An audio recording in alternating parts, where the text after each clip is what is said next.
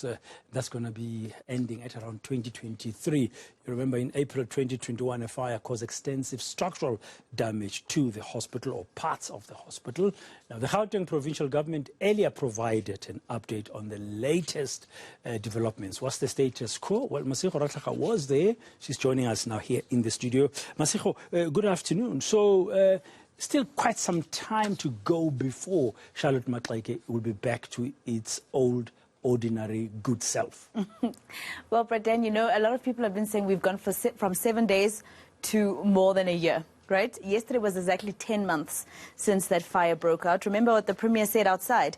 He said, in 7 days, I expect this hospital to be fully functional again. 10 months later, they still don't know what caused the fire.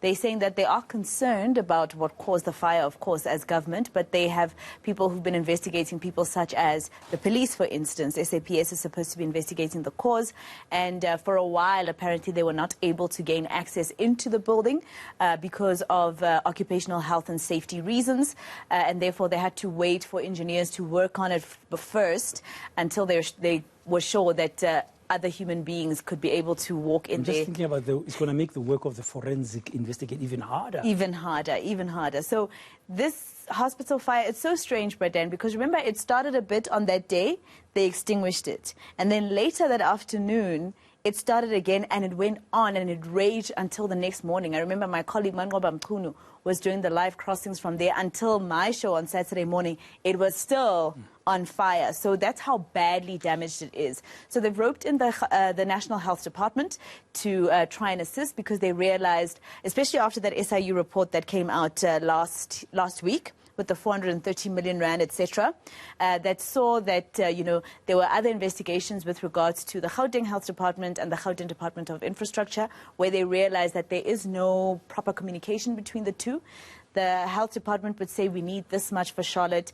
DID would say, no, we need less or more or whatever. So that's when the Premier decided to take over and now has given it to the minister. So here's the minister's head of infrastructure in the minister's office, the health minister's office, talking about that 2023 that was supposed to be 2027, Braden. There are also maintenance needs that are supposed to be covered for the facility.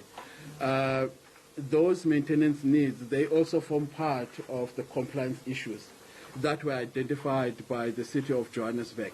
So the aim is to make sure that we attend to those maintenance needs. They are also form part of the project plan. We are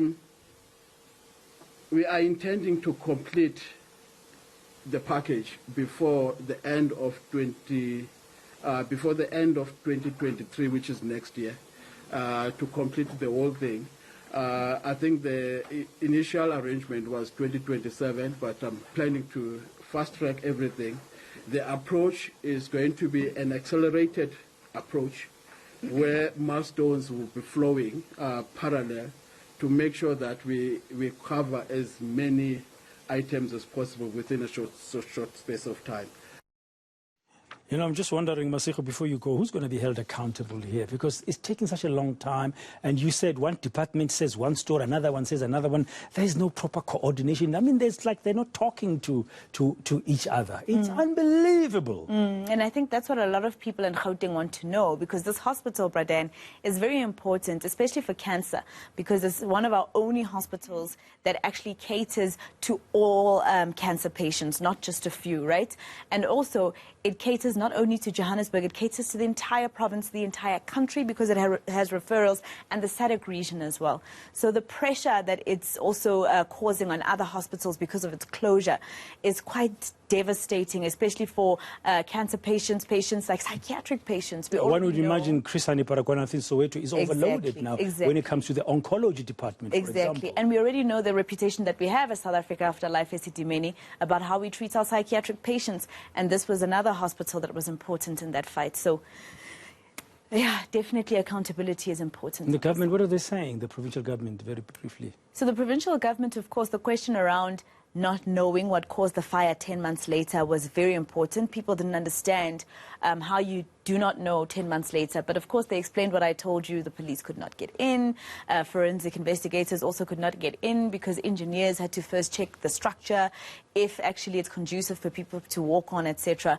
So they were talking mostly about, how it came to them deciding that the National Health Department take over because clearly the Gauteng government needed help. But here is the DG in the Premier's office, Thabo Masebe.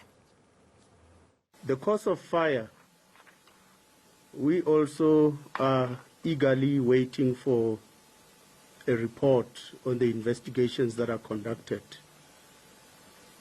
You would know that when fire occurs, there are institutions that have to conduct such investigations.